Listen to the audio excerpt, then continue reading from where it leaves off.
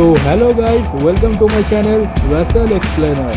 তো আজকের প্রথম নিউজ হচ্ছে যে আজকের আমাদের final boss people's champion the রকের 52তম জন্মদিন, তাই রাসেল এক্সপ্লেনারের তরফ থেকে রককে হ্যাপি বার্থডে। আর শুধু রক নয়, আজকের আরেকজনেরও জন্মদিন, আর সে হচ্ছে আমাদের রয়ের কমেন্টেটার আর পার্ট টাইম রেসলারও বলতে পারো, সে হচ্ছে আমাদের প্যাট ম্যাকাফি। তো প্যাট ম্যাকাফিরও আজকের বার্থডে, তাই প্যাট ম্যাকাফিকেও রাসেল এক্সপ্লেনারের তরফ থেকে হ্যাপি বার্থডে।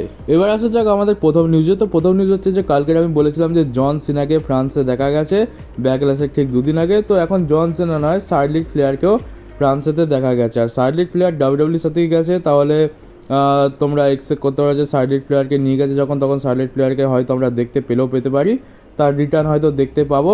তবে আমি যতদূর জানি যে শার্লিট ফ্লেয়ার রিকভারি করছে, তবে এখনও রেসেল করতে পারবে কিনা সেটা সেই ব্যাপারে কোনো রকম নিউজ আসেনি। অনেকটাই রিকভার করে গেছে, তবে এখনও নিতে কিছু প্রবলেম রয়েছে, হয়তো পুরোপুরি রেসেল করতে পারবে না। আবার হয়তো এমনটা হতে পারে যে শার্লিট প্লেয়ার পুরোপুরি ঠিক হয়ে গেছে।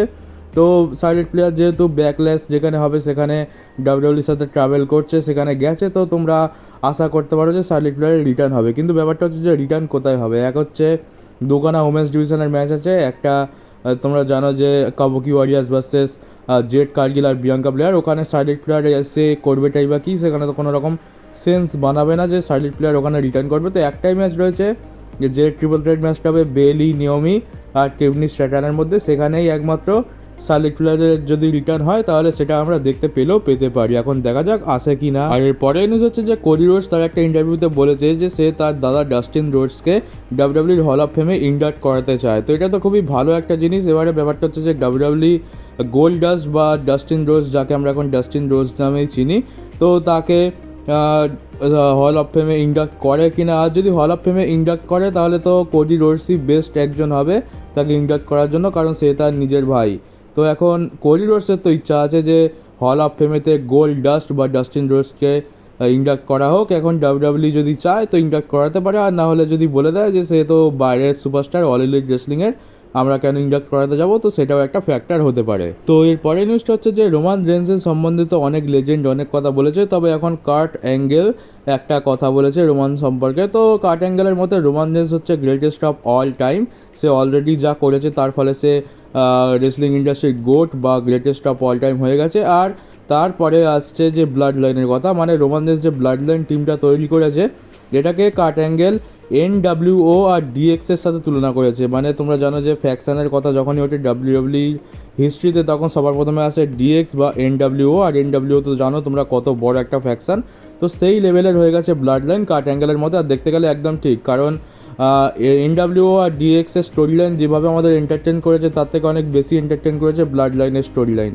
তো সেই ক্ষেত্রে দেখতে গেলে আমি তো বলবো ডাব্লিউডাব্লিউ ইতিহাসের এই তিনখানা ফ্যাকশান খুবই মানে টপে থাকবে, একদম টপ 3তে তোমরা এই তিনখানা ফ্যাকশানকে ধরতে পারো, ব্লাড লাইন, DX আর NWO। আর এটা কার্ট অ্যাঙ্গেলের একই মতামত। আর ডাব্লিউডাব্লিউ এটা অ্যানাউন্স করেছে যে রেসলম্যানিয়ার বিহাইন্ড দ্য সিনের যে ফুটেজগুলো আছে ওটা ইউটিউবেতে রিলিজ করা হবে আর কিছুদিন পরে। বিহাইন্ড দ্য সিন বলতে যে রেসলম্যানিয়ার আগে সুপারস্টাররা কেমনভাবে প্রস্তুতি নিচ্ছে, রিহার্সাল হচ্ছে, পায়রো হচ্ছে।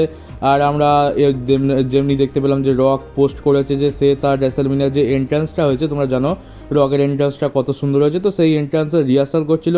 এছাড়া অনেক সুপারস্টার তাদের ম্যাচেরও রিহার্সাল করছিল। এছাড়া ব্যাক স্টেজে কী চলছিল, মানে বলতে পারো যে একটা সিনেমা হওয়ার আগে যে শুটিং হয় সেই শুটিংয়ের বিহাইন্ড দ্য সিন যেমন হয় এটাও ঠিক সেরকমই। তো তোমরা যদি চাও তো আর কিছুদিন পর গিয়ে ডাব্লিউডাব্লিউর অফিসিয়াল ইউটিউব অ্যাকাউন্টে গিয়ে এই বিহাইন্ড দ্য সিনটা তোমরা দেখতে পারো, অনেক মজাই লাগবে, কারণ রিহার্সাল হচ্ছে, সে একটা সুপারস্টারের সাথে কথা বলছে, এটা দেখে তোমাদের ভালোও লাগবে। আর আমরা জানি যে ফ্রান্সেতে ব্যাকল্যাশ হতে চলেছে, তবে ডাব্লিউডাব্লিউ 3-4 দিন আগেই ফ্রান্সেতে পৌঁছে গেছে আর সেখানে একটা ছোটোখাটো হাউস শো করেছে। আর সেই হাউস শোতে গান্থার রেসেল করেছে, আর গান্থার সেখানে একটা প্রোমো কাট করে, আর সেখানে সে যে সমস্ত দর্শক আছে তাদেরকে এটা প্রমিস করে যে সে নেক্সট বার টাইম যখন যেখানে আসবে, মানে যেখানে লাইভ ইভেন্টটা হয়েছে সেখানে আসবে, তো সে ডাব্লিউডাব্লিউ চ্যাম্পিয়ন হয়ে আসবে। আর এটা সে ক্রাউডকে প্রমিস করেছে।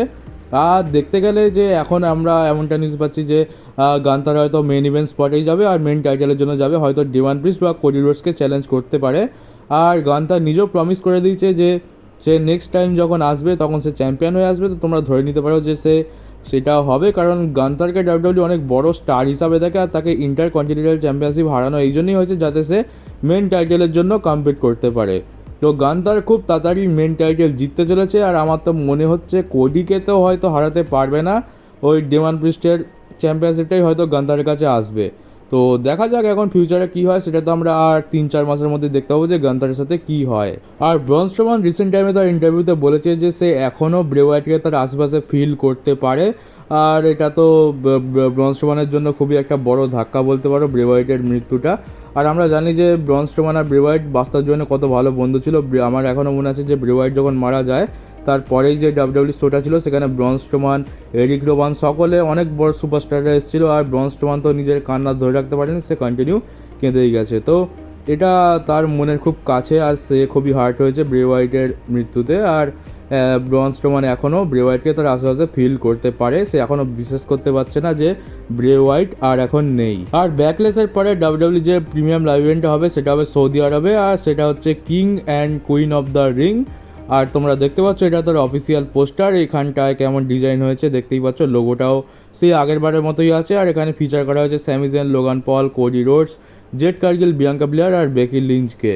তো এইটা হচ্ছে পোস্টার, তোমাদের কেমন লাগলো তোমরা কমেন্ট বক্সে জানিও। আপাতত ব্যাকল্যাশটা মিটুক, তারপর দেখা যাবে যে সৌদি আরবে কত ভালো শো হয়, কারণ আগের বারে যে king of the ring tournament, মানে কিং অফ দ্য রিং আর কুইন অফ দ্য রিং যে প্রিমিয়াম লাইভ ইভেন্টটা সৌদি আরবে হয়েছিল সেটা তো খুবই বিচ্ছিরি হয়েছিল। আর বলা যায় না এটাও বিচ্ছিরি হতে পারে, তবে ডাব্লিউডাব্লিউ যদি চায় তো ভালোভাবে বুক করতে পারে, যেমনটা আমরা জানি যে ব্যাকল্যাশটাকেও চাইলে ভালোভাবে বুক করতে পারতো, কিন্তু কী অবস্থা করেছে সে তো আমরা দেখতেই পাচ্ছি। আর আজকের ফাইনাল নিউজ হচ্ছে যে আমরা কি কোডি রোডসের হিল টার্ন দেখতে পাবো। তো এই বিষয়ে আমাদের দ্য লেজেন্ড আন্ডারটেকার একটা কথা বলেছে। আন্ডারটেকার এখন জানো যে ইউটিউবার হয়ে গেছে, আর সে তার ইউটিউবের পডকাস্টে বলেছে যে কোডি রোডস যদি একজন হিল হয়ে যায় আর তার হিল টার্ন হয় সেটা খুব একটা ভালো দিক হবে, আর কোডিকে দেখে আন্ডারটেকারের নাকি একটা হিল ভাইব আসে। তো কোডি রোডস যদি হিল হয়ে যায় সেটা কোডির জন্য খুব ভালো হবে আর খুবই এন্টারটেইনিং হবে। আর আমার মনে আছে যে আমি রেসলমিনার টাইমে একটা ভিডিওতে বলেছিলাম যে কোডি রোডস যদি এবারেও রোমানকে হারাতে না পারে তবে হয়তো কোডি রোডসের আমরা হিল টার্নও দেখতে পারি, কারণ কোডি রোডসের মাথা ঠিক থাকবে না, পরপর 2 বছর তাকে চিটিং করে হারিয়ে দেওয়া হবে, আর তার ফলে সে মাথা ঠিক রাখতে পারবে না, সে হিল টার্ন করবে। তবে সেরকম কিছুই হয়নি, সে রোমানকে হারিয়ে নতুন ডাব্লিউডাব্লিউ আনডিসপিউটেড চ্যাম্পিয়ন হয়ে গেছে।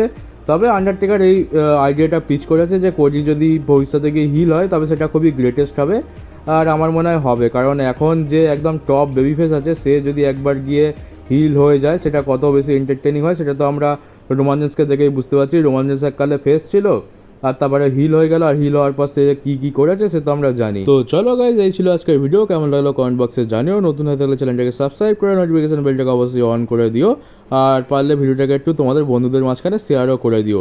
তো চলো গাইজ, দেখা হচ্ছে তোমাদের সাথে আমার পরের ভিডিওতে।